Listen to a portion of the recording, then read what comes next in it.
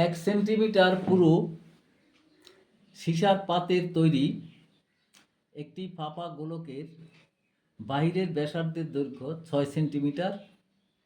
গোলকটিকে গলিয়ে 2 সেন্টিমিটার দৈর্ঘ্যের ব্যাসার্ধের একটি নিরেট লম্ব বৃত্তাকার দণ্ড তৈরি করা হলে দণ্ডটির দৈর্ঘ্য কত হবে?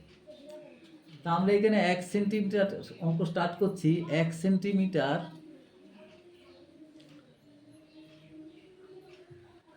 পুরু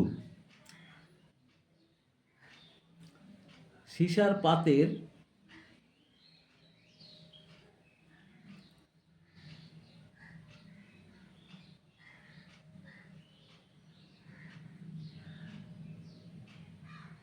তৈরি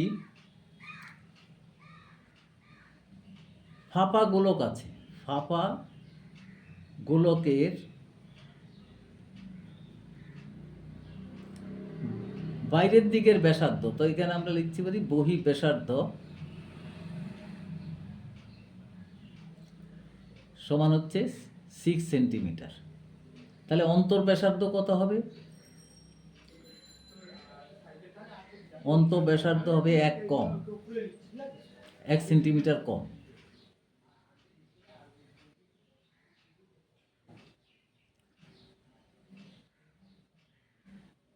ফাইভ সেন্টিমিটার।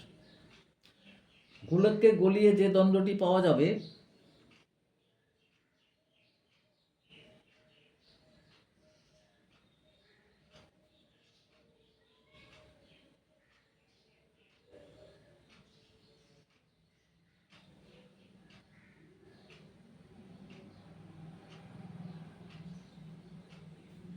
দণ্ড মানে এখানে চোঙ।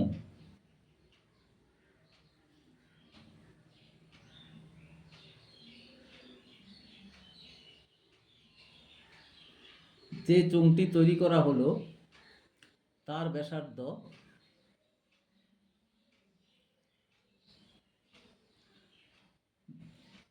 2 সেন্টিমিটার। ধরি এটার উচ্চতা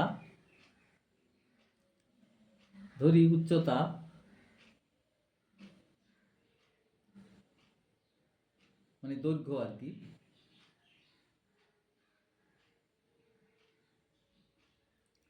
8 সেন্টিমিটার। তাহলে শর্তানুযায়ী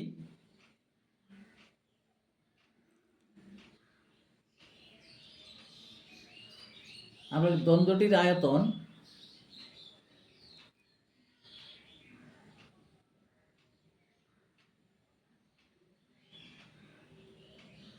সমান ফাঁপা গোলকের আয়তন।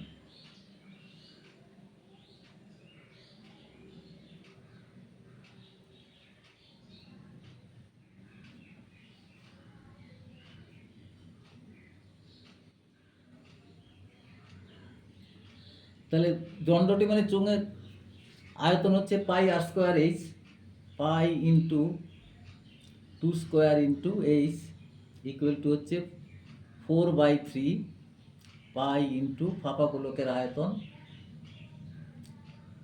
6 কিউব, বাইরের দিকের ব্যাসার্ধ কিউব মাইনাস অন্তর ব্যাসার্ধ কিউব।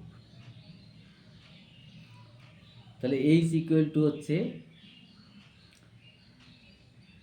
এই 4 4 কেটে গেল, পাই পাই কেটে গেল, তাহলে এটা হবে 216 বিয়োগ 125। তাহলে এইচ ইকুয়াল টু